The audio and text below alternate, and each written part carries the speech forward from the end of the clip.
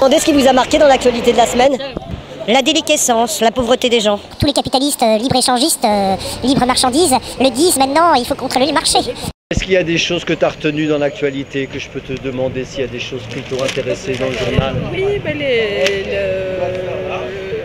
la nouvelle réforme scolaire, moi je suis pour et du coup j'ai du mal à comprendre pourquoi il y a des gens qui occupent les écoles et qui sont contre. Parce que moi-même j'ai un enfant qui va à l'école et moi je trouve ça très bien. Dans l'actu de la semaine, oui certainement, parce que je suis tout le temps choquée par l'actu en général. C'est ça? C'est quelque chose qui... Les réactions des anti-mariage pour tous vis-à-vis de l'enseignement, des enseignements sur l'égalité à l'école. Voilà, ça m'a beaucoup choquée.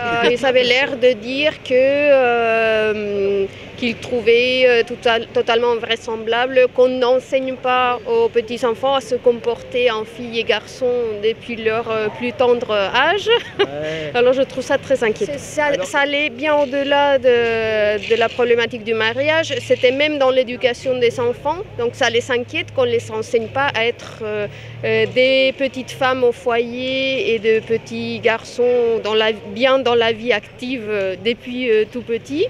Et que les filles ça joue avec des poupées, les garçons avec des voitures, et franchement, c'est pas ça. Une fille ça joue pas forcément avec un fer à repasser, hein.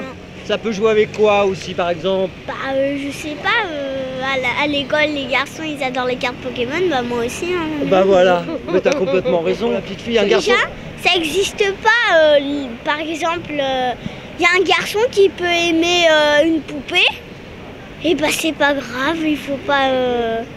c'est pas dramatique. Cette génération-là ne se laissera pas avoir comme on s'est fait avoir. Le problème, c'est d'enfermer les gens dans des stéréotypes. C'est le manque de liberté absolue pour être qui on veut être.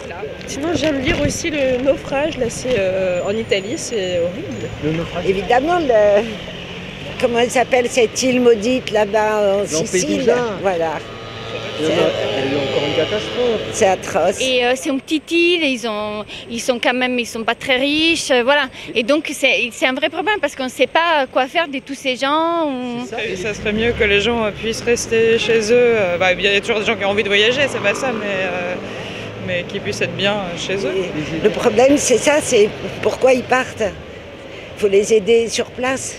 C'est ça? Mais voilà. C'est ça, je pense qu'il y a quelques personnes qui aiment bien partir vivre à l'étranger, mais la plupart des gens aiment bien rester dans leur pays et sont ravis de rester avec leur famille.